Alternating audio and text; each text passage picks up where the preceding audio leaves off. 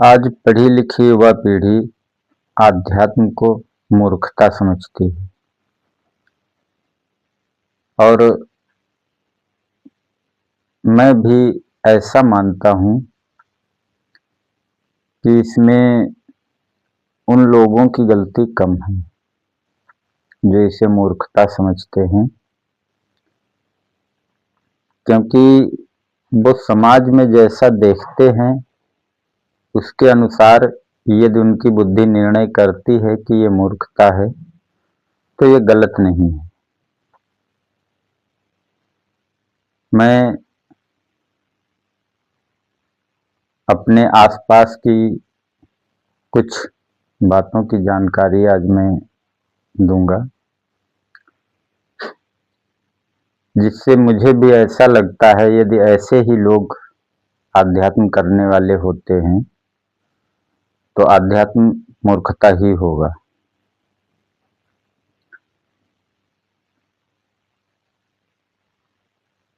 हमारे यहाँ पे बहुत सारे सत्संग चल रहे हैं और एक होड़ सी लगी है सत्संगी होने की। एक फैशन बन गया है सत्संग। लोग ऐसा सोचते हैं कि हमारे ये पड़ोसी उस सत्संग में हैं, वो पड़ोसी उस सत्संग में हैं, तो मुझे भी सत्संग में होना चाहिए।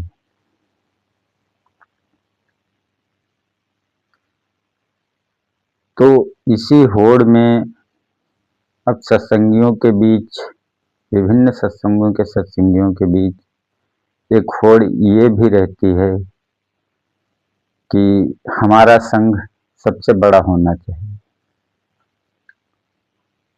तो इसके लिए वो लालच भी देते हैं। जैसे अभी एक घटना मुझे याद है।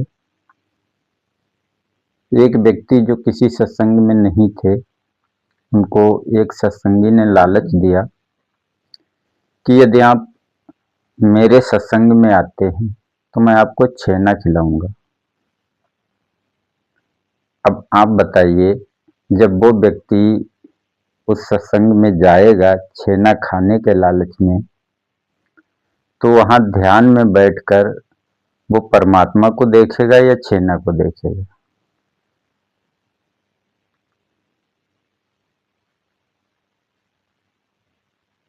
और ऐसे बहुत से सत्संगी हैं जो लोगों को लालच देते हैं कि आप चलो हमारे सत्संग में चलो, किराया मैं दूंगा आपका। तो सोचने वाली बात यह है कि जो व्यक्ति किराए के 100 रुपए या 500 रुपए नहीं खर्च कर सकता, इतने रुपए छोड़ने में यदि उसको दिक्कत है, तो वो स्वयं को कैसे समर्पित करेगा? आध्यात्म का मतलब है अपने अहम की मृत्यु, यानी कि स्वयं की मृत्यु, स्वयं को समर्पित करना। जो आध्यात्म के नाम पे कुछ रुपए समर्पित नहीं कर सकता, वो भी खुद के किराए के लिए, वो स्वयं को कैसे समर्पित करेगा? या जो व्यक्ति छेना खाने के लालच में आध्यात्म में जाता है, वो अपनी इच्छाओं को कैसे छोड़ेगा?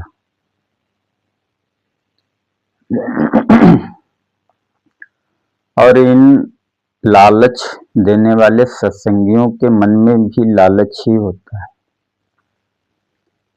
ये सोचते हैं कि यदि मैं अधिक से अधिक लोगों को सत्संग से जोड़ दूंगा तो गुरु हम पे कृपा करेंगे। और उस कृपा का मतलब ये ऐसा नहीं समझते कि गुरु हमारे अहम को नष्ट करेंगे।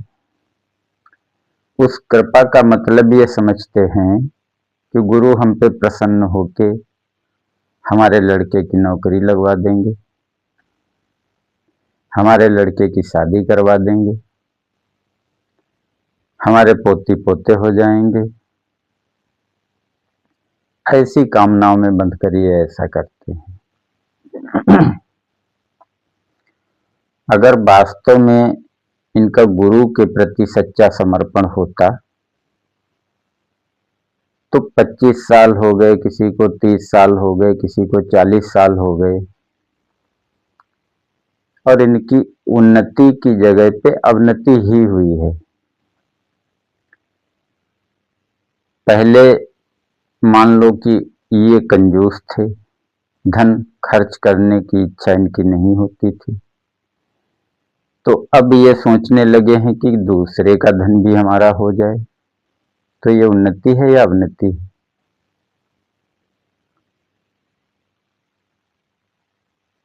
अच्छा, यदि कोई सही गुरु भी होगा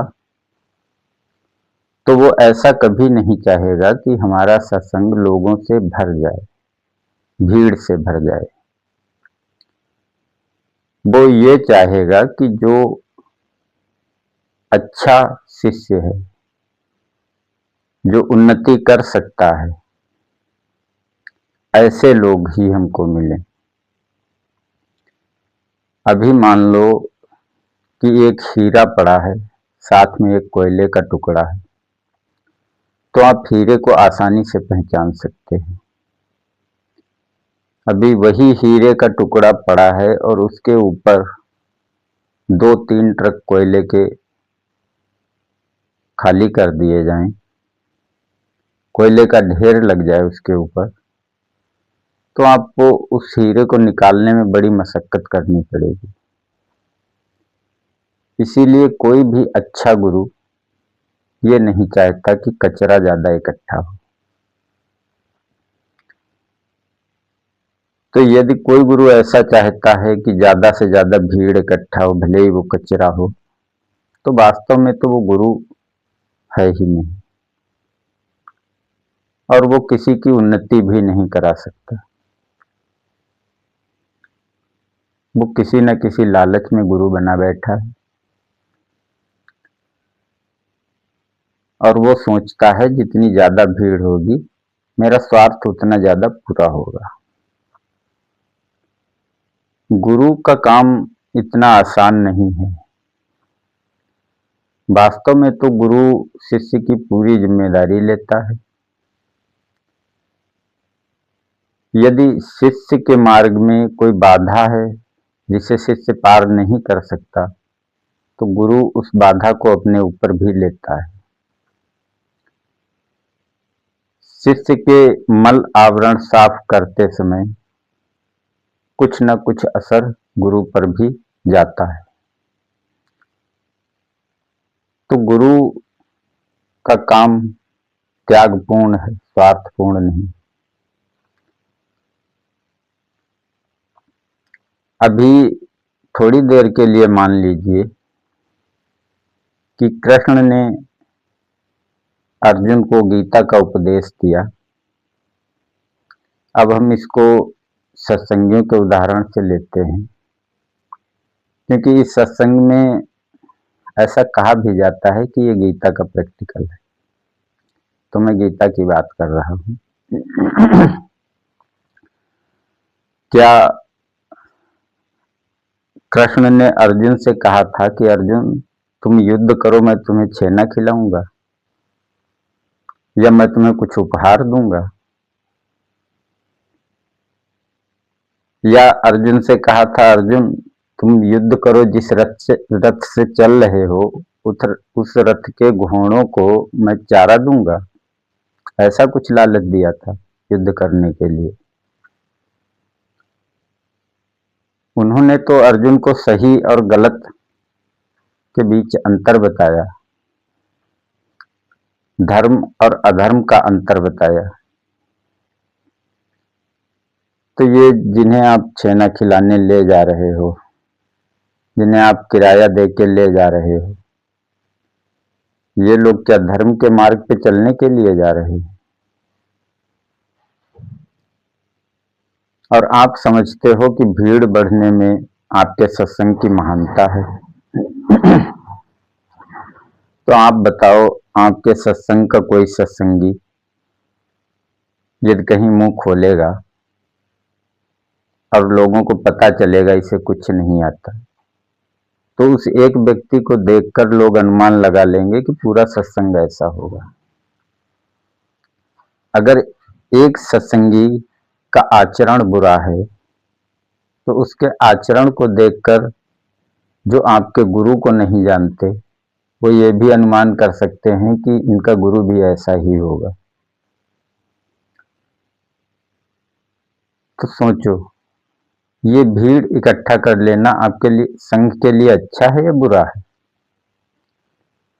वास्तव में आप अपने सत्संग की भी हानि करते हो,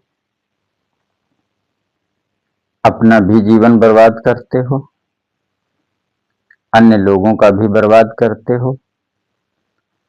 और जो लोग ऐसा सोचते हैं कि आध्यात्म बेवकूफी है, उसका कारण भी तुम ही बनते हो। तो इन सबका पाप भी तुमको ही लगेगा। तुम धर्म नहीं अधर्म कर रहे हो।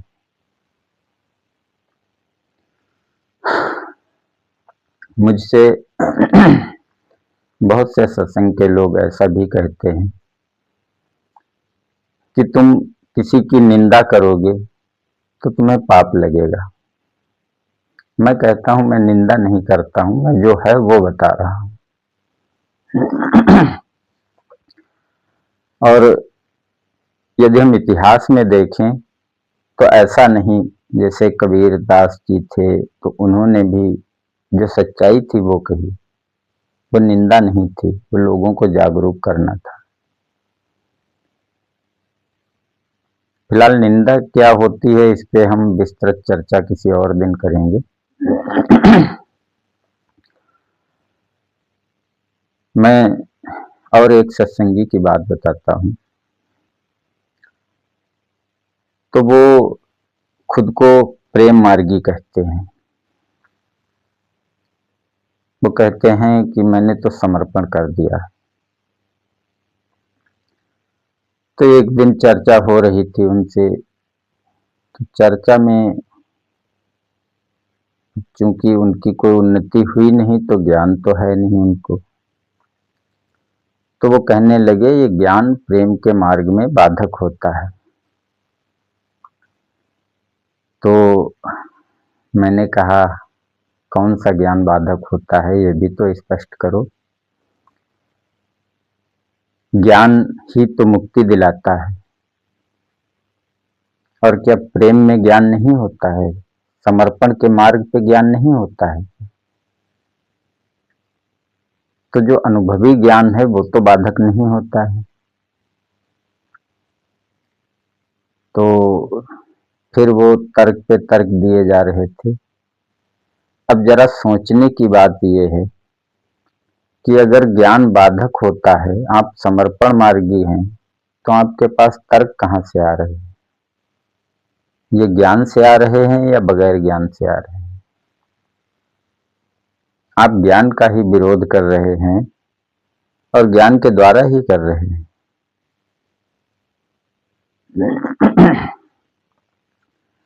फिर वो कहने लगे कि ज्ञानी जो होता है वो मौन हो जाता है।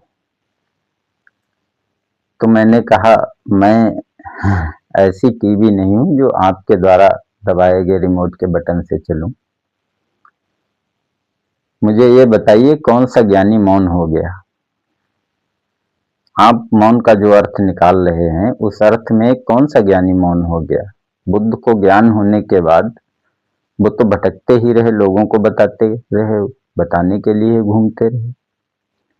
कबीर को ज्ञान हुआ, क्या कबीर ने किसी को नहीं बताया? मौन हो गए, चुपचाप पड़े रहे क्या?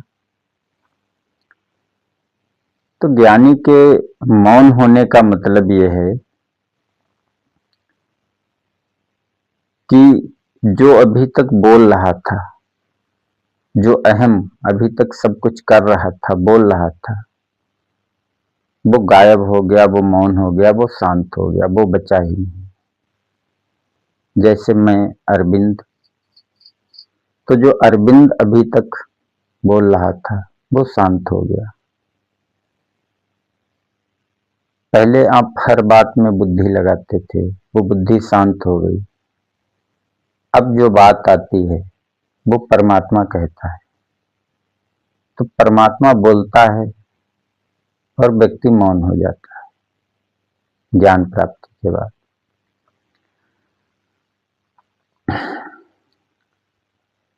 फिर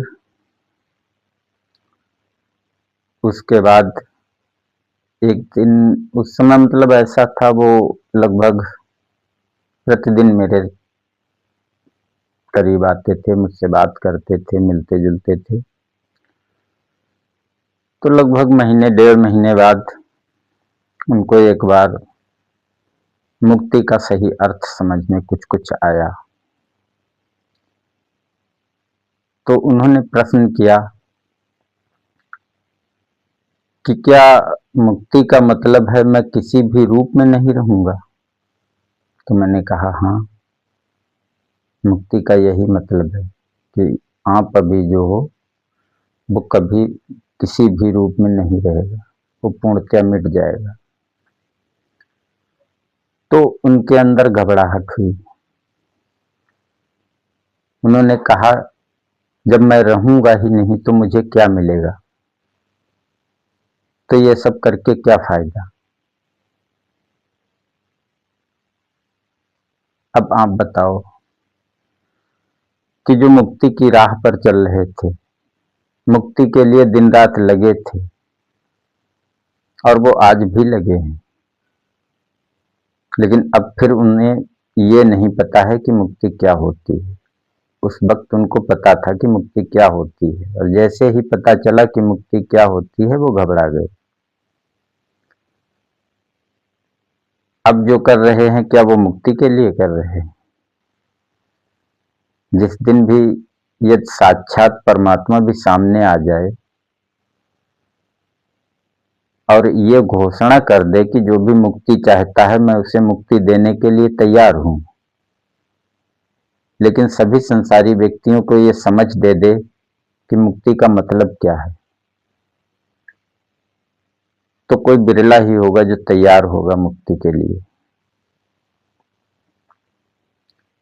और आप आज देखेंगे सत्संग, धार्मिक स्थल सभी लोगों से भरे पड़े हैं, और ऐसे लोगों से भरे पड़े हैं जिनका कहना है कि वो मुक्ति चाहते हैं, मोक्ष चाहते हैं, और वो वास्तव में तभी तक मुक्ति और मोक्ष चाहते हैं जब तक उन्हें पता नहीं कि मुक्ति क्या है, मोक्ष क्या है। वो अपने अहम को भी जीवित रखना चाहते हैं और मोक्ष भी चाहते हैं। ये दोनों बातें एक साथ नहीं हो सकती। जैसे आप अपनी विधवा पत्नी को कभी नहीं देख सकते, ऐसे ही आपका अहम कभी मोक्ष या मुक्ति को नहीं देख सकता। जब वो नहीं होगा तभी मुक्ति होगी, तभी मोक्ष होगा। अब जब ऐसे ऐसे लोग आध्यात्म में लगे हैं और इनका ये परिणाम है कि जो शायद यदि अन्न में से भी नीचे कोई कोष होता तो वहां पे होते, गिने जाते हैं तो वहीं पे, लेकिन उसके नीचे किसी कोष की संज्ञा नहीं है। और गुजार दिया आध्यात्म में उन्होंने, 40 साल 50 साल अपनी पूरी जिंदगी गुजार दी। तो इन लोगों को देख के यदि किसी को ऐसा लगता है कि आध्यात्म बेवकूफ़ी है, समय बर्बाद करना है, धन बर्बाद करना है, चूतियापा है, तो ये गलत नहीं लगता है।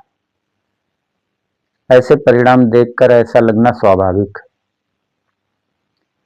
लेकिन ऐसे बुद्धिमान पढ़े लिखे लोगों से मैं ये कहना चाहूँगा कि वास्तव में ये आध्यात्मिक हैं ही नहीं।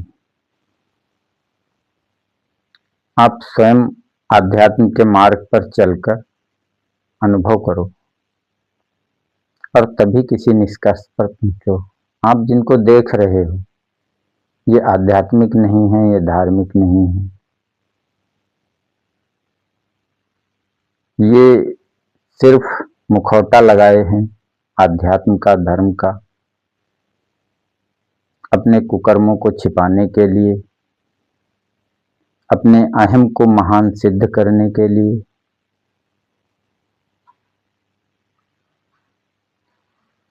लोगों की नज़रों में महान दिखने के लिए, महान बनने के लिए नहीं, सिर्फ महान दिखने के लिए। तो आध्यात्म ये नहीं है। आध्यात्म का मतलब है स्वयं का मिटना, अहम का मिटना। और अहम के मिटने के लिए आवश्यक है मन का शांत होना। मन के शांत होने के लिए आवश्यक है इच्छाओं का खत्म होना। हालांकि इच्छाएं पूरी तरीके से तभी खत्म होती हैं जब आपका अहम खत्म होता है, परंतु यदि आप इच्छाओं को बढ़ाने के मार्ग पे चल रहे हैं, इच्छाओं को पोषित करने के मार्ग पे चल रहे हैं, तो वो आध्यात्म का नहीं, संसार का मार्ग है। आप संसार की तरफ जा रहे हैं, आप नीचे गिर रहे हैं, ऊपर नहीं उठ रहे हैं।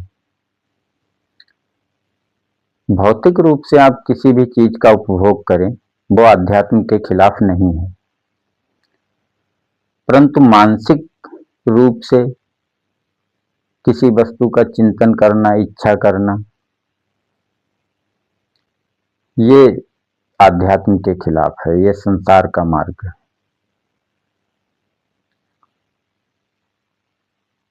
तो मेरा शिक्षित युवाओं से यही कहना है, आध्यात्म एक विज्ञान है,